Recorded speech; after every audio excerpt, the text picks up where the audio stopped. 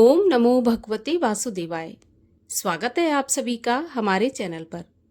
आज के इस वीडियो में हम आपको सुनाएंगे संतान सप्तमी व्रत की कथा।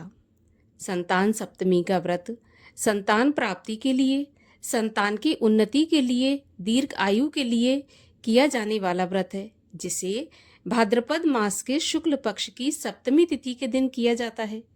इस दिन माताएं बहनें उपवास रखकर व्रत रखती हैं और कथा सुनती हैं। इसके बाद 7 पुए प्रसाद के रूप में ग्रहण करती हैं।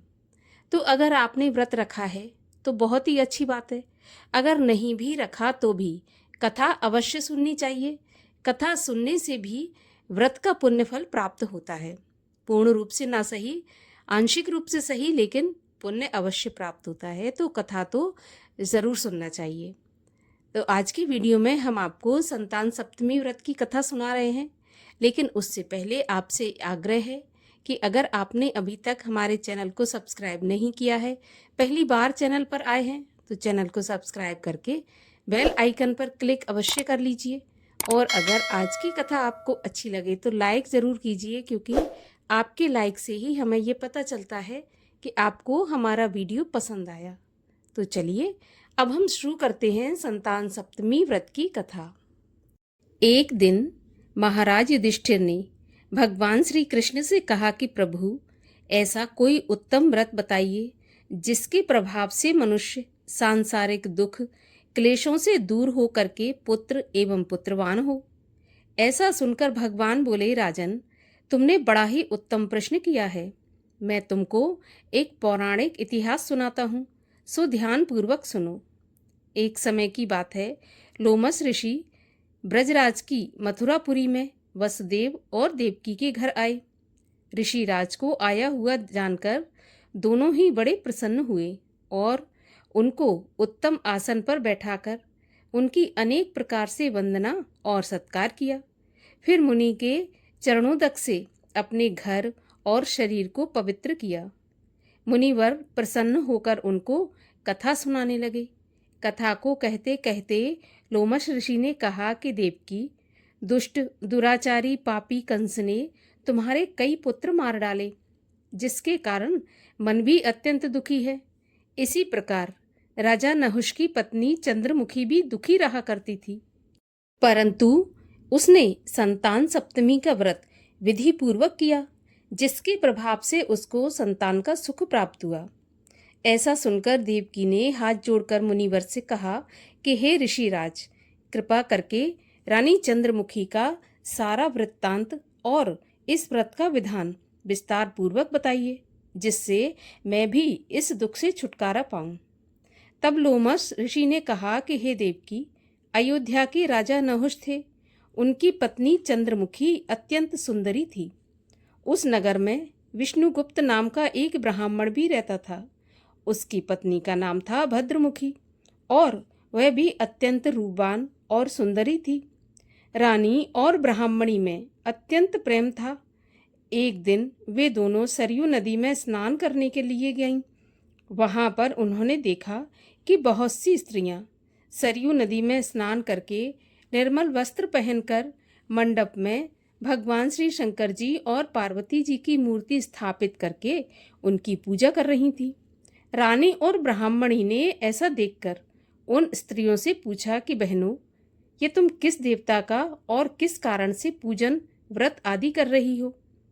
तो उन औरतों ने कहा कि हम संतान सप्तमी का व्रत कर रही हैं और हमने शिव पार्वती का पूजन अक्षत आदि से षोडश उपचार विधि से किया है। ये सब इसी पुनीत व्रत का विधान है। ऐसा सुनकर रानी और ब्राह्मणी ने भी ये व्रत करने का मन ही मन संकल्प ले लिया और घर वापस लौट आई। ब्राह्मणी भद्रमुखी तो इस व्रत को नियम पूर्वक करती रही, परंतु रानी चंद्रमुखी राजमत के कारण इस व्रत को कभी करती और कभी भूल जाती। कुछ समय के बाद दोनों मर गईं। दूसरे जन्म में रानी ने बंदरिया और ब्राह्मणी ने मुर्गी का जन्म पाया, परंतु ब्राह्मणी मुर्गी के जन्म में भी कुछ नहीं भूली और भगवान शंकर तथा माता पार्वती का व्रत करती रही। उधर रानी बंदरिया के जन्म में भी सब कुछ भूल गई। थोड़े ही समय के बाद इन दोनों ने यह देह भी त्याग दी। अब इनका तीसरा जन्म मनुष्य योनि में हुआ। उस ब्राह्मणी ने तो एक ब्राह्मण के यहाँ कन्या के रूप में जन्म लिया और रानी ने एक राजा के यहाँ राजकन्या के रूप में जन्म लिया। उस ब्राह्मण पुत्री का नाम भूषण देवी रखा गया तथा विवाह के योग्य होने पर उसका विवाह गोकुल निवासी अग्निभील नामक ब्राह्मण से कर दिया गया। भूषण देवी इतनी सुंदर थी कि आभूषण रहित होते हुए भी वह अत्यंत सुंदर लगती थी। कामदेव की पत्नी भी उसके सामने लजाती थी। भूषण देवी के अत्यंत सुंदर सर्वगुण संपन्न चंद्रमा के समान धर्मनिष्ठ, कर्मनिष्ठ, सुशील स्वभाव वाले 8 पुत्र उत्पन्न हुए। ये सब शिवजी के व्रत का पुनीत फल था। दूसरी ओर शिव विमुख रानी ने अपने गर्भ से कोई भी संतान पैदा नहीं की और वह निसंतान दुखी रहने लगी। रानी और ब्राह्मणी में जो प्रीत पहले जन्म में थी वह अब भी बनी रही। रानी जब वृद्धावस्था को प्राप्त हुई तब उसके एक गूंगा, बहरा, बुद्धिहीन अल्प आयु वाला पुत्र हुआ और वह 9 वर्ष की आयु में ही इस क्षणभंगुर संसार को छोड़कर चला गया। अब रानी पुत्र शोक में अत्यंत दुखित व्याकुल होकर रोने लगी। देवयोग से भूषण देवी ब्राह्मणी के यहाँ अपने सभी पुत्रों को लेकर पहुंची। रानी का हाल सुनकर उसे भी बड़ा दुख हुआ, किंतु इसमें किसी का कोई बस नहीं चलता। कर्म और पूर्व के लिखे को स्वयं ब्रह्मा भी नहीं मिटा सकते। रानी कर्मच्युत भी थी, इसी कारण उसे यह दुख देखना पड़ा।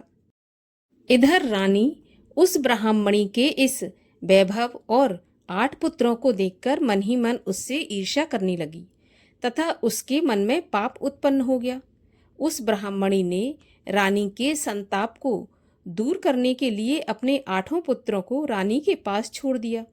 रानी ने पाप के वशीभूत होकर उस ब्राह्मण पुत्रों की हत्या करने के विचार से लड्डुओं में जहर मिला दिया और उनको खिला दिया, परंतु भगवान शंकर की कृपा से एक भी बालक की मृत्यु नहीं हुई।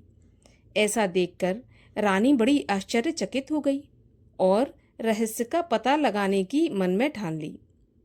भगवान की पूजा से निवृत्त होकर जब भूषण देवी आई तो रानी ने उससे पूछा कि मैंने तेरे पुत्रों को मारने के लिए इनको जहर मिले लड्डू खिलाए, किंतु इनमें से एक भी नहीं मरा। तू ऐसा कौन सा व्रत करती है जिसके कारण तेरे पुत्र नहीं मरे और तू नित्य नए सुख भोग रही है?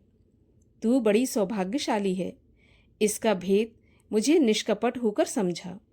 मैं तेरी बड़ी ऋणी रहूंगी।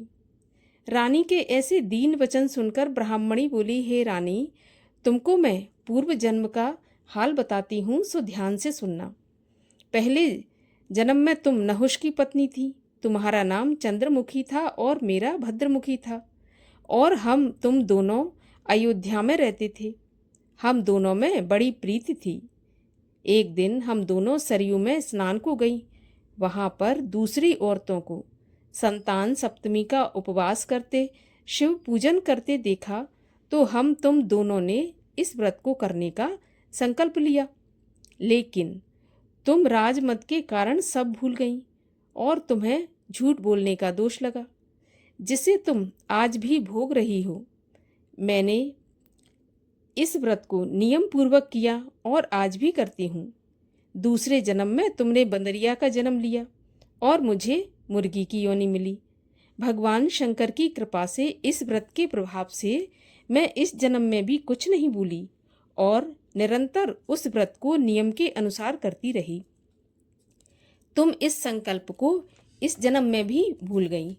मैं तो समझती हूँ कि तुम्हारे ऊपर जो ये संकट है उसका एकमात्र कारण यही है, दूसरा और कोई कारण नहीं। इसलिए मैं तो कहती हूँ कि आप इस संतान सप्तमी के व्रत को करें, जिससे तुम्हारा ये दुख दूर हो। लोमस ऋषि ने कहा कि हे देवकी, भूषण देवी के मुख से अपने पूर्व जन्म की कथा और व्रत आदि के संकल्प को सुनकर रानी को पुरानी बातें याद आ गईं। तब रानी भूषण देवी के चरणों में गिरकर क्षमा याचना करने लगी और शंकर पार्वती की अपार महिमा के गीत गाने लगी। उसी दिन से रानी नियम के अनुसार संतान सप्तमी का व्रत करने लगी, जिसके प्रभाव से रानी को संतान सुख मिला तथा संपूर्ण सुख भोग रानी शिवलोक को गई। भगवान शिव के व्रत का ऐसा प्रभाव है कि पथभ्रष्ट भी अपने पथ पर अग्रसर होता है और मोक्ष पाता है। लोमस ऋषि ने कहा कि देवकी, इसलिए तुम भी इस व्रत को करने का संकल्प मन में करो तो तुमको भी संतान सुख प्राप्त होगा। इतना कहकर देवकी हाथ जोड़कर लोमस ऋषि से पूछने लगी कि हे ऋषिराज, मैं इस व्रत को अवश्य करूंगी, किंतु आप इस कल्याणकारी संतान सुख देने वाले व्रत का विधि विधान समझाइए। ऐसा सुनकर ऋषि बोले, देवकी, ये व्रत भादो मास की शुक्ल पक्ष की सप्तमी के दिन किया जाता है। इस दिन व्रती को सुबह ब्रह्म मुहूर्त में उठकर किसी नदी अथवा कुआं के जल से स्नान करके निर्मल वस्त्र पहनने चाहिए। फिर शंकर और पार्वती जी की मूर्ति स्थापित करें। इन प्रतिमाओं के सामने सोने चांदी के तारों का अथवा रेशम के एक गंडा बनावे। उस गंडे में 7 गांठें लगानी चाहिए। इस गंडे को धूप दीप अष्टगंध से पूजन करके अपने हाथ में बांधें और शंकर जी से अपनी मनोकामना पूरी होने की शुद्ध भाव से प्रार्थना करें। बाद में 7 पुए बनाकर भोग लगावें। 7 ही पुआ एवं यथाशक्ति सोने या चांदी की अंगूठी बनवाकर एक तांबे के पात्र में रखकर उसका षोडश उपचार विधि से पूजन करके किसी ब्राह्मण को दान दे दें। उसके बाद 7 पुआ स्वयं प्रसाद के रूप में ग्रहण करें। इस प्रकार से इस व्रत का पारण करना चाहिए। प्रत्येक महीने की शुक्ल पक्ष की सप्तमी के दिन हे देवकी, इस व्रत को इस प्रकार नियम पूर्वक करने से समस्त पाप नष्ट हो जाते हैं और भाग्यशाली संतान की प्राप्ति होती है तथा अंत में शिवलोक की प्राप्ति होती है। हे देवकी, मैंने तुमको संतान सप्तमी का व्रत संपूर्ण विधान पूर्वक वर्णन कर दिया। उसको अब तुम नियम पूर्वक करो, जिससे तुमको संतान की प्राप्ति होगी। इतनी कथा कहकर भगवान आनंद कंद श्री कृष्ण ने धर्म अवतार युधिष्ठिर से कहा कि लोमस ऋषि इस प्रकार से हमारी माता को शिक्षा देकर चले गए।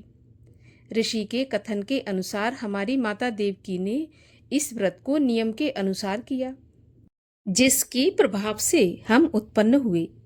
ये व्रत विशेष रूप से स्त्रियों के लिए कल्याणकारी तो है ही, लेकिन पुरुषों को भी संतान रूप से कल्याणदायक है।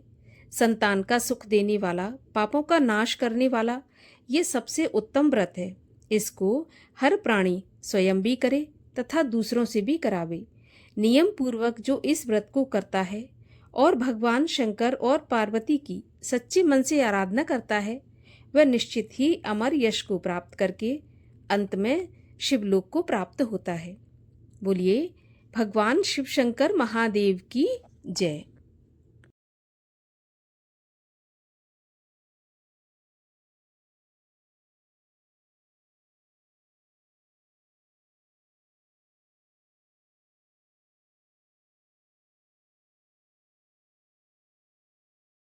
और चलिए अब करते हैं भगवान शिव की आरती।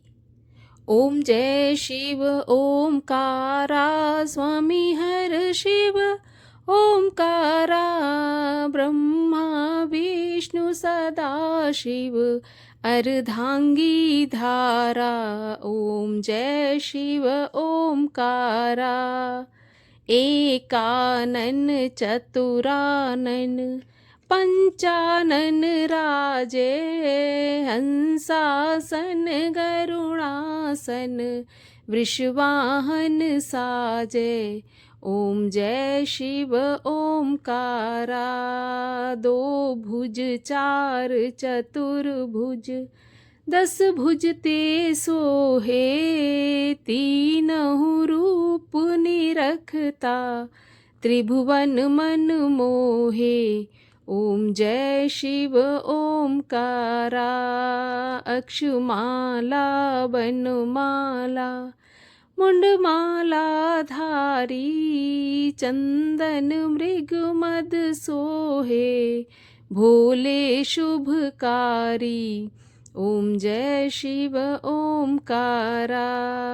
श्वेतांबर पीता करु में श्रेष्ठ कमंडल चक्र त्रिशूल धरता जग करता जग हरता जग पालन करता।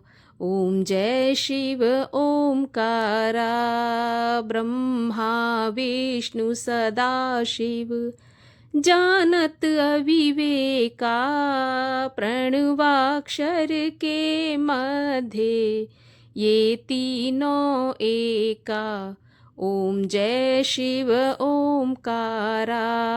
त्रिगुण शिव जी की आरती जो कोई जन गावे कहत शिवानंद स्वामी भजत हरि हर स्वामी इच्छित फल पावे। ओम जय शिव ओमकारा। बोलिए शिव शंकर महादेव की जय। माता पार्वती की जय।